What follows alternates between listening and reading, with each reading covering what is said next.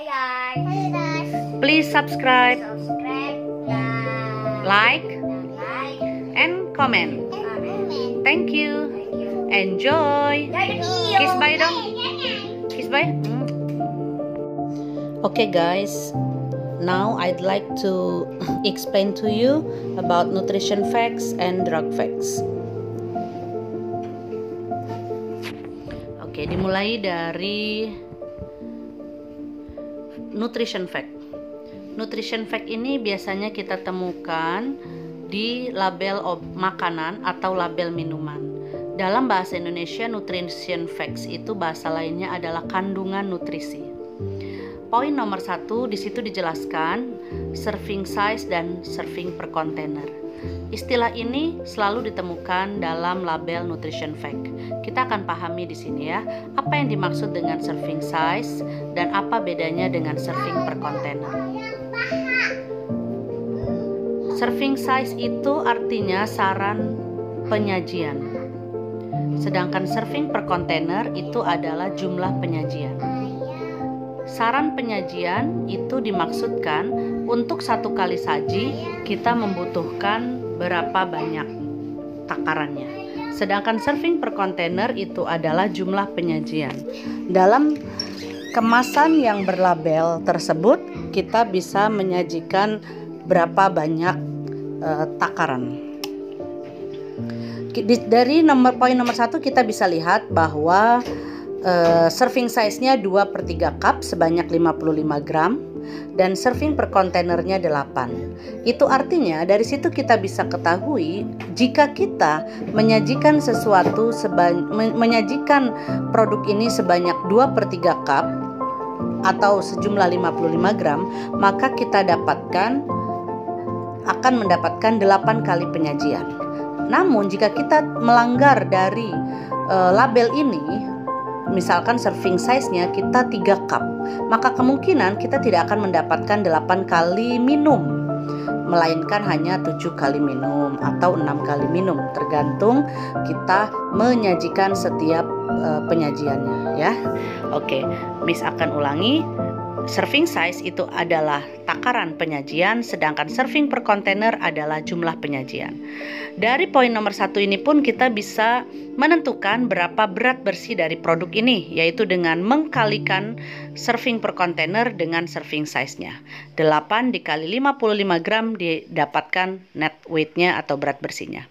Kemudian yang kedua, amount per serving, yaitu maknanya adalah jumlah per penyajian. Jumlah kalori per penyajian yaitu 230. Perlu dipahami di sini bahwa jumlah kalori yang tertera di sini 230 bukan jumlah kalori ketika kita mengkonsumsi satu kemasan yang berlabel ini, melainkan per penyajian. Jadi kalau di sini ada 8 kali penyajian, berarti kalori jika kita menghabiskan semua isinya adalah 8 dikali 230 kalori. Ya, jadi hati-hati ketika kita mengkonsumsi sebuah produk, kita harus memperhatikan ini baik-baik ya.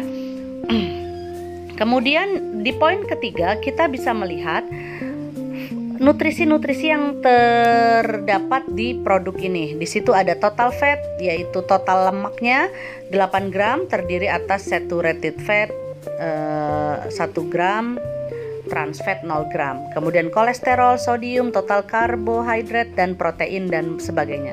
Jadi jika kalian sedang diet, kalian harus memperhatikan kandungan gulanya, kemudian kalian harus memperbanyak fibernya. Kemudian yang darah tinggi mungkin harus mengurangi sodium dan sebagainya ya. Di poin 4 kita bisa lihat ada vitamin, kalsium, iron, potasium. Nah, mungkin bagi kita harus mencari yang kandungan nutrisinya untuk vitamin dan sebagainya itu besar ya. Kemudian di sebelah kanan kita bisa lihat ada percent daily value. Apa sih yang dimaksud dengan percent daily value? Percent daily value itu artinya nilai kecukupan gizi harian. Nah, lihat di poin nomor 5, di situ ada persentase daily value rata-rata orang itu sebanyak 2000 kalori. Nah, rata-rata orang 2000 kalori itu tergantung pada usianya, kemudian keaktifannya dalam berkegiatan dan sebagainya. Nah, rata-rata orang itu 2000 sampai 2500 kalori jika dia dalam keadaan yang stabil ya. Tetapi bagi beberapa orang yang mungkin usianya sudah semakin tua atau mungkin metabolismenya sedang bermasalah atau jarang gerak, duduk aja hanya nonton TV, itu bisa jadi lebih rendah dari 2000 kalori. Nah, kemudian di bawah persen daily value tadi yang Ibu sebutkan, yaitu nilai angka kecukupan gizi, ada keterangan 10%, 5%, 0%. Nah, itu adalah persentase sudah memenuhi berapa persen untuk kebutuhan yang dibutuhkan dalam sehari, gitu ya. Oke. Berikutnya, Miss akan menjelaskan mengenai kandungan obat atau nama lainnya drug facts, ya. Drug facts itu adalah kandungan obat. Di dalam kandungan obat di sini ada active ingredients, ada uses, warnings, directions, other informations, and inactive ingredients. Question or comments itu jarang ya ditemukan. Apa yang dimaksud dengan active ingredient? Active ingredient itu adalah bahan yang aktif dalam setiap kapletnya, yang aktif untuk menyembuhkan penyakit yang ditujukan. Contoh di sini ada acetaminophen 500 mg. Itu adalah bahan yang aktif untuk menyembuhkan penyakit. Di situ disebutkan fever reducer, yaitu penurun panas, atau pain reliever, penurun rasa sakit ya, pelega sehingga rasa sakitnya berkurang. Kemudian yang di poin 2 kita bisa lihat di situ ada uses. Uses itu adalah kegunaan. Kegunaan yaitu fungsinya untuk memberitahu kepada pembaca bisa menyembuhkan penyakit apa saja. Jadi kita ingin tahu kita bisa sembuh dengan obat ini untuk penyakit apa dari uses ini. Yang ketiga, warnings. Warnings itu adalah peringatan. Nah, untuk peringatan ini kita harus benar-benar perhatikan. Barangkali kita memiliki alergi, riwayat alergi, atau kita memiliki penyakit tertentu. Nah, kita harus melihat di warning ini. Jika ada warning yang berkaitan dengan kondisi kesehatan kita, maka kita harus berkonsultasi terlebih dahulu kepada dokter ya. Kemudian ada juga side effect-nya atau efek sampingnya, misalkan bikin ngantuk enggak gitu ya, dan lain sebagainya. Oke. Kemudian direction. Direction itu adalah penggunaan, cara menggunakannya. Di situ ada aturan kalau usia segini berapa tablet, berapa kali sehari dikonsumsi sudah makan atau dalam perut kosong dan sebagainya. Kemudian other information. Other information itu adalah informasi lain-lain, biasanya berkaitan dengan storage, cara penyimpanan di suhu berapa.